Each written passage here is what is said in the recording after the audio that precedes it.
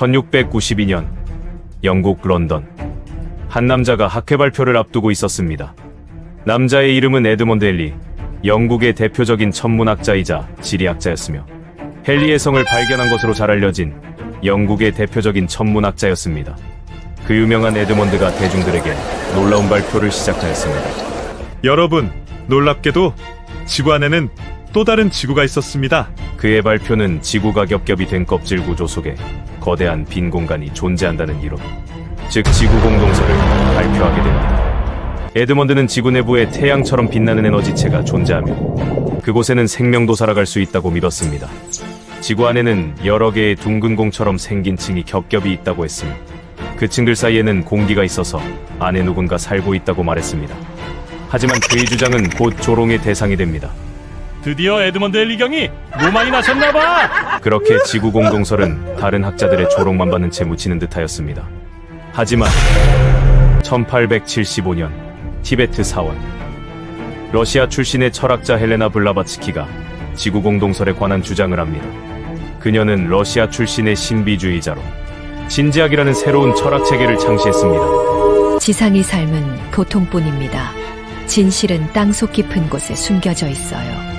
그녀는 티베트, 인도, 이집트 등 고대의 문명지에서 공통적으로 전해 내려오는 하나의 이야기에 주목했습니다.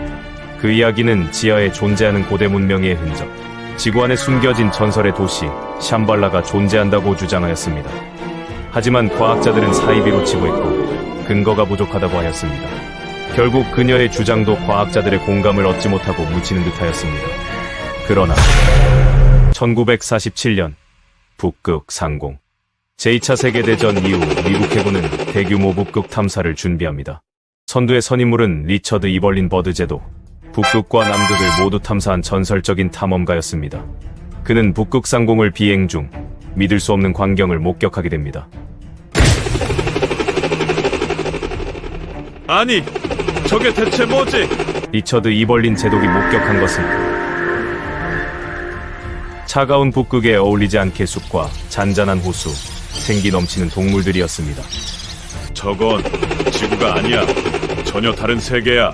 그 순간 리처드 이벌린 제독의 비행기가 급격히 흔들리기 시작하였습니다. 이게 무슨 일이지?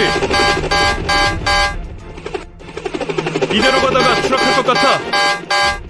비행기는 갑자기 알 수 없는 힘에 의해 지상으로 빨려 들어가기 시작하였습니다. 리처드 제독이 도착한 곳은 비행기에서 목격한 지하세계였습니다.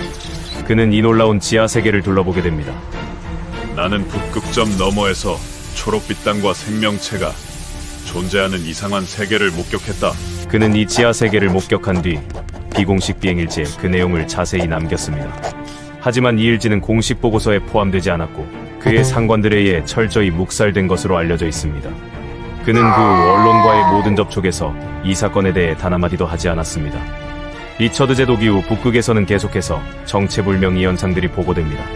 1968년 북극권을 탐사하던 소련 탐사대는 회고록에 다음과 같은 문장을 남깁니다. 지도에 없는 곳이 나타났다. 따뜻한 바람이 불었고 푸른 새가 하늘을 날고 있었다. 그들은 방향을 잃고 GPS는 작동을 멈췄으며 일부 대원은 돌아오지 못했습니다. 그리고 나사의 위성 사진에는 북극과 남극의 중심부의 검은 구멍처럼 보이는 이상한 영역이 나타납니다. 일부 사람들은 나사가 지구 공동설을 숨기고 있다고 의심하였습니다. 하지만 나사는 해당 구역이 센서 한계나 사진 보정의 현상으로 해명하였습니다. 나사는 부인하지만 왜 유독 북극과 남극의 사진만 센서 한계가 나는 걸까요? 정말 에드먼드 헨리와 헬레나 블라바츠키의 주장은 사실이 아닐까요?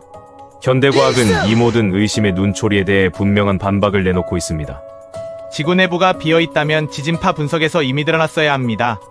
또한 지구는 층상구조로 되어 있어 비어있을 가능성은 없습니다. 과학계는 말합니다. 미스터리는 흥미롭지만 증거 없는 주장은 신뢰할 수 없다. 지구 공동설은 과학이 아닌 상상의 산물일 뿐이라는 것. 하지만 그럼에도 불구하고 여전히 의문은 남아있으며 우리는 아직 완전히 설명되지 않은 것들과 마주하고 있습니다. 목격자도 있었고 기록도 존재하였습니다. 그러나 언제나 그 끝에는 침묵이 있었습니다.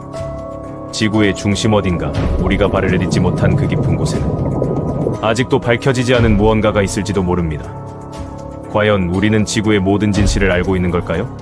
지구 공동설의 진실은 저 너머에 있습니다.